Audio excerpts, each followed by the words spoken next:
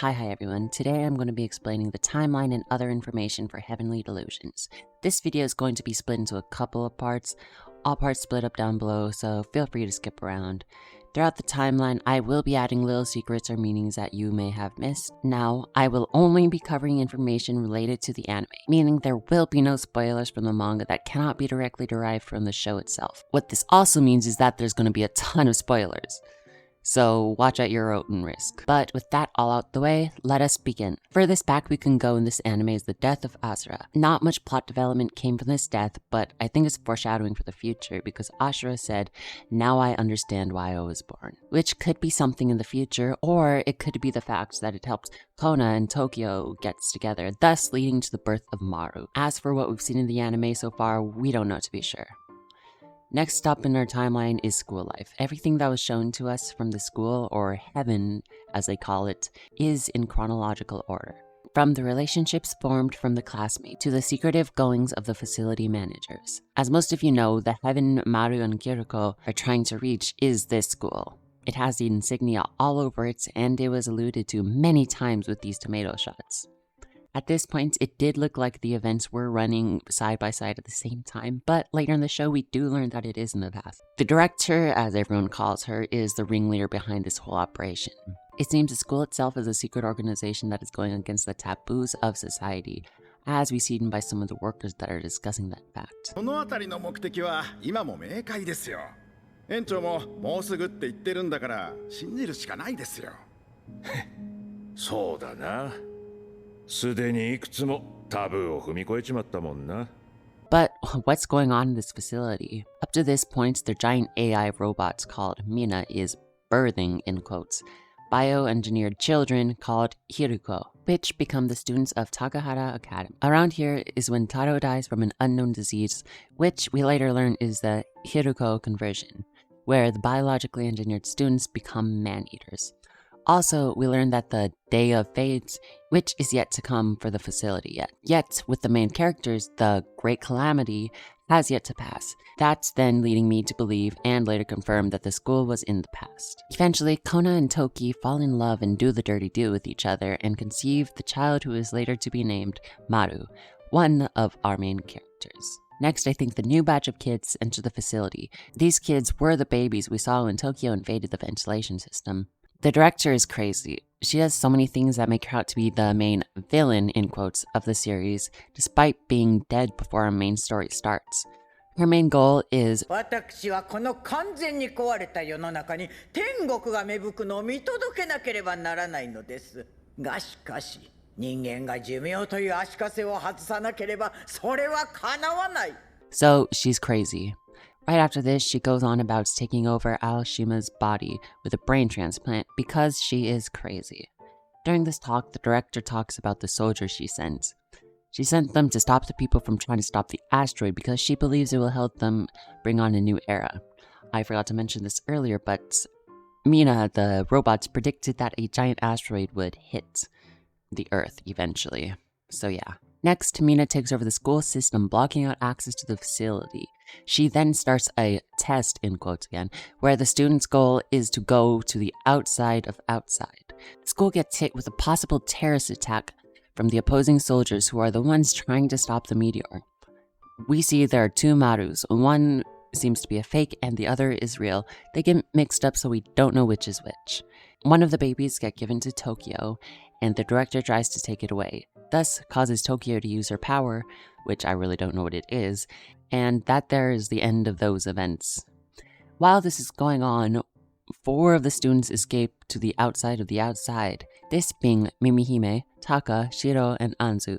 They are then boated off to the mainland that still seems to be intact at this point. For a period of time, things get hazy because nothing in specific was shown, but using context clues, you can piece together what happened. First, one of, or a combination of 3 stories Juichi the Scavenger talked about in episode 9. It seems to be that the terrorist attack he talks about was the attack on Takahata Academy, thus sparking a battle between them and the government maybe, or whatever organization was trying to stop the meteor. Then the meteor impacted with Earth, causing global destabilization of society, causing it to fall into the post-apocalyptic landscape we see in the main story. Now, this isn't like 100% confirmed because we don't see much aftermath of a meteor hitting Earth. It might have hit somewhere else in the world, then destabilized Japan itself, but we do not know for sure if it actually hit it. But we do know there is a post-apocalyptic world, so yeah. The aliens he shows are actually the students. The shape of the wings are very similar to those of Ansu's wings before their death. Sometime around then, one of the Maru babies manages to get outside of the facility and becomes a wandering scavenger. He then learns how to fight and eventually meets up with Kiriko when they go on their adventure, and you know the rest of the story from here. Now, there are small little Easter eggs or cool details, I guess, that you may have missed throughout your viewing. Some didn't fit into my explanation of the timeline, so I'll be talking about them now. First off, I did say this one, but I want to reiterate. The man-eaters, or Hirokos as Maru calls them, are indeed mutated forms of students. The sickness they get is them turning into man-eaters. There is no specific time limit on when this will happen to them, it just seems to happen randomly so far. We know this because Mina called the students Hiroko, and so does Maru, plus Dr. Usami talks about it. 止めれば彼女は地下にいたような怪物になる。あの人が人食いになるってのか？じゃあ人食いは人間なのか？人間かと言われれば少し違う。怪物になる病気を発症して死んだ元人間だ。The next one is connected to the doctor. Dr. Usami is actually Shiro, one of the students. In fact, all three of the beings from that building are students. The sick girl is Mimihime, and the man-eater they killed in the basement is actually Oma. We know this because the man-eater's ability, showing the greatest fear of the person it enchants, is the same as hers. We know Shiro is Dr. Usami because the hair color, the eye color, the tone of voice, and way of speaking. Plus, the wiki says Shiro is tech-savvy and Dr. Usami makes prosthetics, so yeah. The sick girl is Mimihime because it has to be one of the students. Shiro loves Mimihime, and Mimihime had a prophetic dream where it was all dark and she couldn't see. Then someone, most likely Shiro, gave her light. This could be seen as love, but in my opinion, it was Mimihime going blind from sickness and then Shiro giving her one of his eyes so she could see. In the end, the sick girl looks up into the sky before she died. Just like Mimihime looked up into the sky both in the dream and she first went to the outside of outside. So yeah, I just thought that was really cool. This is something you may already know, but all the students have one ability or another. Mimihime got them good ears, the girl who I forgot her name is just Frobby from My Hero Academia, Oma got them evil eyes, Asura has telekinetic powers, and Tokyo got that fleshy stuff going on, which I really don't know about. But something you might not have known is that all of them have some type of foresight and can see the future. Mimihime can see what type of man-eaters the students will turn into. Tokyo had a dream about the outside of outside test. I just wanted to point out the whole not having pants out of school in a dream joke. I just thought it was really funny and a good addition. I was confused at first, but then it was a dream and I was like, ha. Asura said the thing about their reason for being born, and Kona drew the pictures of the future man-eaters and even predicted their baby. So yeah, finally, the children of the students also have powers, but we don't know if they could turn into man-eaters yet. We do know they have man-eater cores, as seen by that housing girl. The babies do have similar powers to those of the parents, like the baby from the Walled City episode, who had ice powers like his mom, the Ice Spider, who is probably one of the gay girls from the school. There are still mysteries like what happened at the facility, how did Maru get out, is Maru the real or the fake child, where and who is the doctor that did the brain swap, and other things. But don't worry, it is unofficially announced on Twitter, of course, that there will be a season 2, so you'll just have to wait. Or you could just read the manga.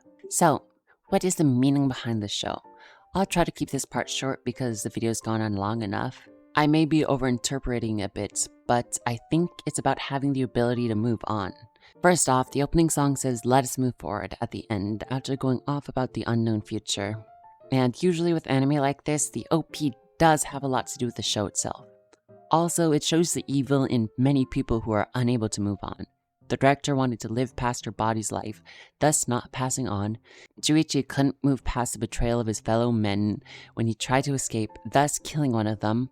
Robin did despicable acts that I can't talk about on YouTube because he couldn't get past his, well, past.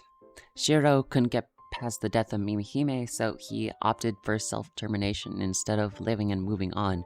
Now, this act wasn't the most evil because the only reason why he was doing anything was for Mimihime, but he still couldn't move on. So the only people that had a somewhat happy ending was Maru and Kiriko, because they were able to move on. Except for Maru, because he does vow to kill Robin next time he sees him. Which I am guessing is gonna bite him in the butt later. But anyway, that's the end of this video. So for now, well, bye bye.